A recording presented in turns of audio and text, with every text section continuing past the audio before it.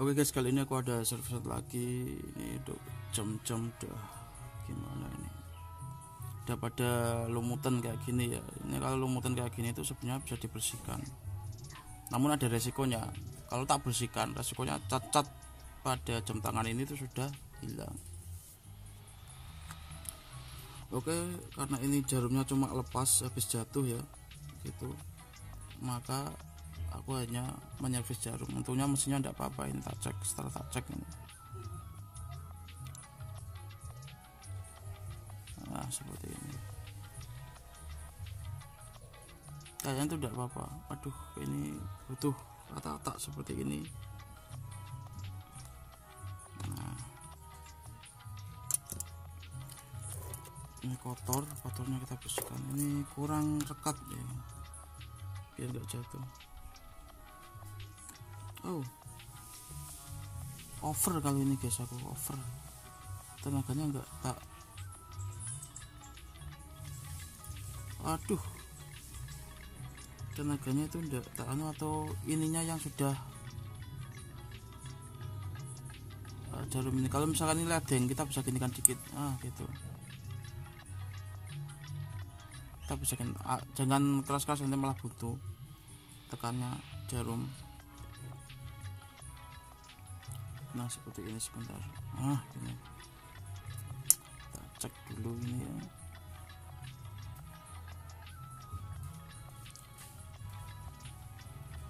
Oke. Aduh, kita cek dulu.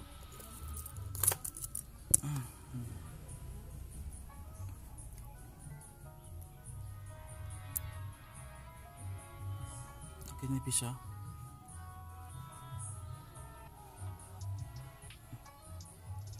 Ini bisa, sebentar kita cek keakuratannya, akuratan kalender.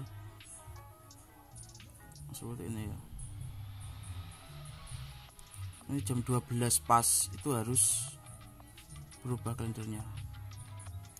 Oke, meskipun kurang 5 menit, nah gitu, tidak apa-apa, saya cukup. Ini saya rasa ini sudah cukup, meskipun tidak akurat sedikit. Persentasenya sedikit. Jadi di sini yang perlu saya perhatikan, nggak perlu melepas semua jarum, itu tidak perlu. Nah, gitu. Berarti kita cukup menggunakan teknik seperti ini saja. Set ya, di sini kan ada kelebihannya antara bawah sama atas. Ini ada kelebihannya, gitu. Lalu di sini saya akan menekan di sini, gitu. Nah gitu ya di sini. Oke.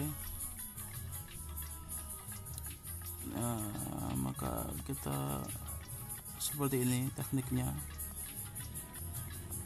Aduh, kalau ini nggak tak itu, kalau tidak dikasih alas bawah sini, itu mesin yang bawah ini ikut jebol ke sini. Nah gitu, jadi itu kurang bagus. Maka kita harus menggunakan alat seperti ini.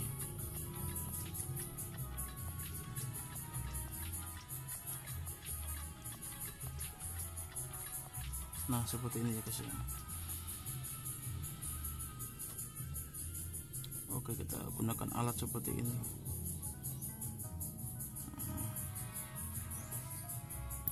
Lalu diginikan seperti ini. Nah ini saya rasa sudah cukup, kita buktikan. Oke, ini nyala guys ya.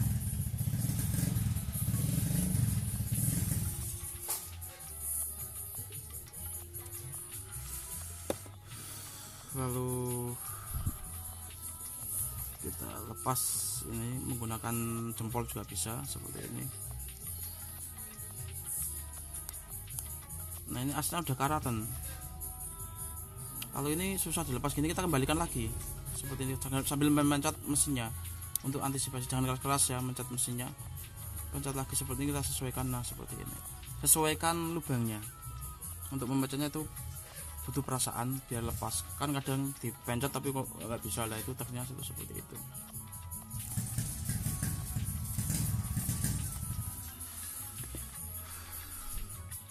Oke, ini udah. Kita bisa bersihkan dulu bagian ini kita dengan cara seperti ini. Bersihkan luar dulu seperti ini. Ada satu sedikit noda kayak gini, itu mempengaruhi penampilan jam. Nah, gitu kita bersihkan. Atau kita bisa menggunakan teknik peniupan airbrush. Airbrush ini tidak hanya untuk cat, bagi saya, bagi tukang servis seperti saya, itu menggunakan pembersih kaca juga bisa.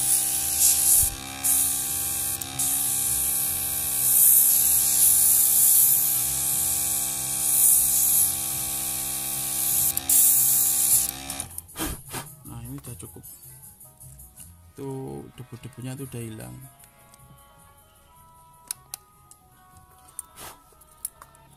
Istilahnya hama dalam jam tangan tuh hama itu udah hilang.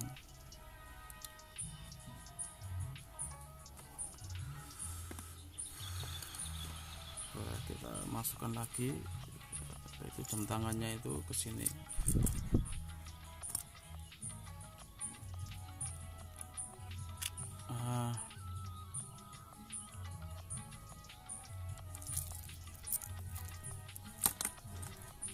Stabilkan, masukkan sini ya.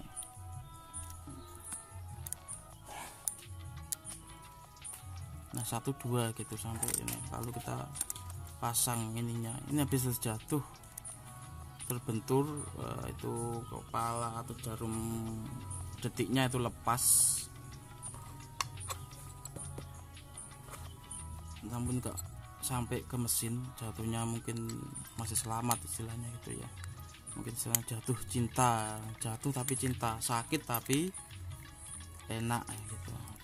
Jatuh cinta. Makanya itu kalau dalam kehidupan gitu kan, dalam Buddha, ajaran Buddha itu terlepas dari apa istilahnya penderitaan cinta gitu. Karena Buddha ini suatu apa ya, ilmu kehidupan yang mengandung arti religi dan filosofi. Buddha bukanlah agama kalau saya definisikan gitu. Bahkan para biksu kalau dibilang, kalau kamu bilang Buddha agama ya silakan, kalau tidak ya silakan, karena Buddha sendiri tidak pernah mengaku sebagai Tuhan. Itu adalah ajaran spiritual. Kalau Buddha lebih tepatnya begitu, ajaran kebenaran, atau secara itu yang banyak hampir memiliki kesamaan di kitab-kitabnya Imam Al-Ghazali itu banyak di ajaran Buddha. Seperti apa? Kalau hikam sedikit, namun yang lebih banyak itu Ihya Ulumuddin. Nah, gitu, itu yang paling banyak. Jalan Buddha. Jalan menuju puncak pencerahan atau kesadaran spiritual gitu. Nah, kita gitu. Nah, ini sudah pas, berarti ini memiliki kataresis gitu. Oke, ngomong-ngomong soal Buddha ini gitu, waktu suatu hari aku pernah tidur di punden itu makam. Waduh, ini lepas nih guys. Punden itu makam dari Ki Dalang Soponyono. Nah, Dalang Soponyono ini tempatnya tuh ada di Pati sana, daerah Bakaran Wetan. Aku tidur di sana sendirian, di punden situ bermalam sendirian karena aku kerjaku keliling pelosok-pelosok desa. Budaya ini sekali lagi, orang Bakaran Wetan ini memegang teguh budaya gitu, sehingga terjadilah keharmonisan antar individu atau antar umat beragama. Di makam Ki Dalang Soponyono ini gitu, itu kalau misalkan persatuan dalang, kalau misalkan hari tertentu itu pada ziarah ke sana, itu para dalang-dalang itu. Di sana juga mempererat apa istilahnya, masih kental dengan budaya. Itu baik dari orang Islam atau non Islam, itu memegang teguh budaya di sana. Jadi kalau misalkan mau nikah ya harus mengitari makam ini dulu lah. Kebetulan aku di sana itu tidur 2 kali. Yang pertama aku dengan kelompok saya, karena aku punya teman di sana itu namanya Mas Agus, itu bos kuliner. Dulu aku ke sana sama Mas siapa aku lupa, namun dia kelompok sana. Ini awalnya nggak tahu, ternyata dia satu grup, sedulur lapangan dan saya satu grup, dan saya kebetulan admin utama di situ, sehingga saya disuguhi, diajak mampir dan disuguhi makanan oleh anggota grup ini gitu. Karena aku kalau jualan tuh semaunya saya, mengikuti kata hati. Karena ada yang ngajak mampir, oke lah saya mampir, apalagi ini anggota satu grup, aku gitu. Anggota satu grup. Tuh di sana kebetulan kami di sana itu ada orang kelahiran, ya datang ke situ, orang anak lahiran itu datang ke situ mengitari makam itu untuk warga sana. Lalu ada anak lagi apa itu menikah, ya datang ke sana, istilahnya minta restu dari situ. Itu masih satu makam dengan Ki Dalang Soponyono, itu di kota saya tuh ada di situ. Bermalam di Punden Keramat, nah gitu. Lalu suatu saat aku lewat situ dan aku tidur sendirian di situ lagi, tapi sendirian, bukan sama kelompok.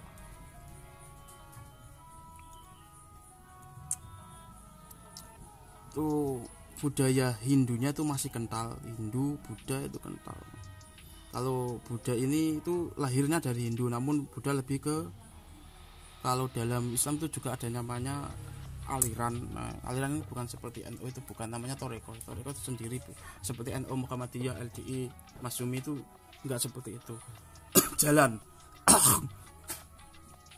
Nah, seperti itu.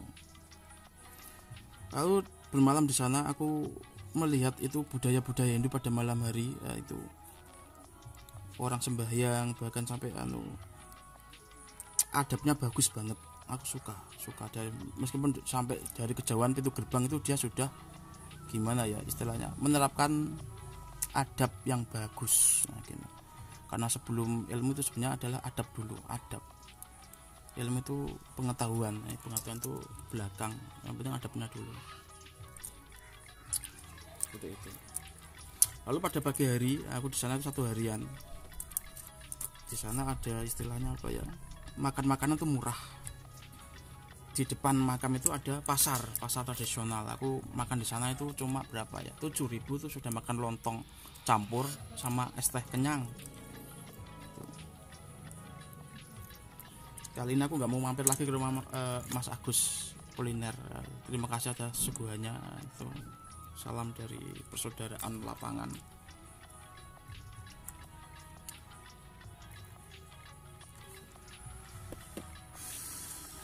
Lalu pada siang hari itu biksu dari Buddha itu datang ngobrol dengan saya. Pagi hari ini ngobrol. Dia menasihatin saya, Mas, kalau kamu misalkan jadi YouTuber, karena aku YouTuber ini bukan YouTuber, aku sampingan, Pak Biksu, aku bilangnya gitu. Aku sampingan.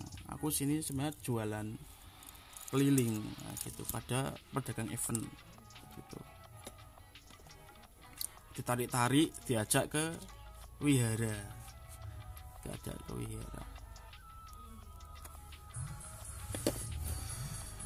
Dia menerangkan kalau di sini itu keharmonisan umat beragama itu terjaga. Seperti pada saya KKN dulu, itu kan 5 agama itu di satu desa itu terjaga. Harmonis gitu. Tidak ada di sini para agamawan yang menjelekkan agama ini satu sama lain. Bahkan wihara di situ juga menyumbang sekolah untuk muslim, menyumbang tanah atau apa gitu. Nah, itu keharmonisan umat beragama. Yang muslim juga menghormati, mengikuti budayanya Hindu, yang muslim itu seperti itu. Itu sangat luar biasa di sana, itu adem, tentrem, nggak ada istilah panas-panasan. Jadi kalau misalkan di situ ada yang mau ngorek-ngorek, maka warga di situ bersatu. Nah, untuk menjunjung keberbedaan ini. Oke, untuk mengatur ini sama hal seperti jam tangan lainnya, kita di sini.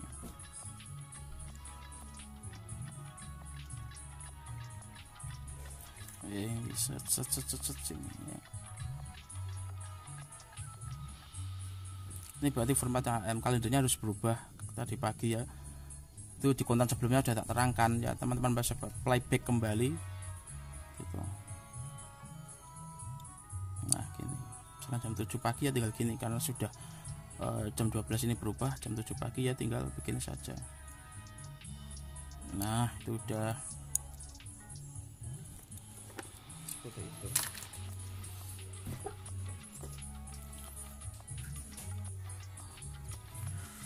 Sedikit-sedikit tuh ya kita juga tahu lah tentang apa ya, Hindu itu, ajaran Hindu, Buddha itu saya tahu karena saya sudah dikasih kitab-kitab setumpuk dari jurus Kuan Yin dan lain-lain. Itu sudah, itu waktu saya dulu itu udah dikasih tahu. Namun biksu yang ada di Demak, bukan biksu yang ada di Pati sana. Hampir sama. Biksu ini adalah pencerahan, bukan, kalau saya menyimpulkan sesuai ajarannya itu dia bukan suatu religi, membentuk suatu religi bukan, namun lebih ke tepatnya perjalanan spiritual. Nah itu yang banyak digunakan oleh religi-religi lain gitu. Mungkin sebagian Imam Ghazali juga belajarnya dari situ. Kemungkinan ini masih kemungkinan karena memiliki kesamaan, atau memang kalau konsepnya itu gimana ya, ada hukum relativitas tadi yang sama-sama saya servis jam tangan dan tempat lain servis jam tangan, meskipun tidak satu guru kita akan mengalami kesulitan yang sama sehingga menciptakan teori atau teknik yang sama. Nah di situ itu termasuknya hukum relativitas, namun relativitas yang lebih dalam, tidak dijabarkan di sekolahan itu. Seperti itu.